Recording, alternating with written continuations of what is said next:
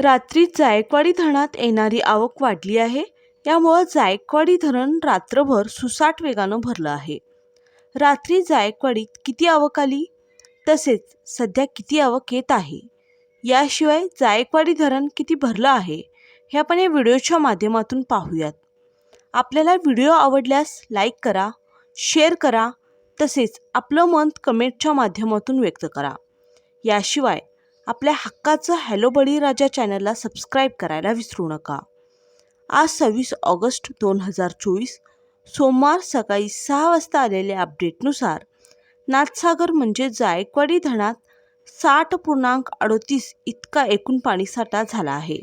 त्यातील 34.32 TMC इतका जिवंत पाणीसाठा आहे.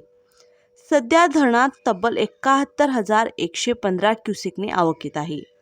तर नाथसागर धरण सकाळच्या अपडेटनुसार 44.77% भरलं आहे. मागील 24 तासात जायकवाडी धरणाची पाणी पातळी 5% वधारली आहे.